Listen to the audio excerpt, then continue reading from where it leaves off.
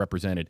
Is it realistic to believe that the plane remained in one piece? And Mark, this is one of the reasons why I was excited to have you on today to join Lloyd and Tony, is talking about the likelihood that 80 something years later and 15,000 feet down, that this is actually somewhat intact. Who wants to take Matt's question here first? Tony, can I start first? Yeah, I think Mark's best for this. Yeah, I'm the unbiased one here. Yeah, the swept wing, as Tony said, she knew she was running out of gas. She probably ditched at sea. She was an outstanding pilot. If the seas were favorable, she could have landed that thing pretty well. There would have been some damage, no matter what. There would have been some damage, and maybe that explains the swept wings. Maybe there was a little bit of fuselage or structural damage that caused the swept wings. The other part of that is that plane had to float down to 15, 16,000 feet from the surface. It's going to gain some speed doing that.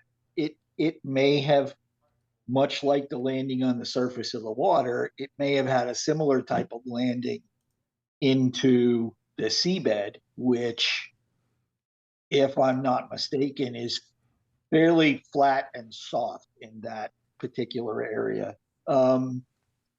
So yeah, my personal opinion is there a good possibility that the plane could have remained mostly intact with, for lack of a better word, minimal damage? And my opinion is yes, that it could have. Lloyd, Tony, you guys agree? We do. As Anthony had mentioned, we did look into, we did a little research, and we did find another Electra 10E that crashed into a lake up in the Northeast, and it was in surprisingly good shape after the crash. It washed up on the shore, and they pulled it out. But like Mark was saying, there was some damage. But on the other hand, from other research we did, we learned that such an aircraft would probably sink after about 10 minutes, which is probably why the surface search for her right away back in 1937 didn't turn up anything.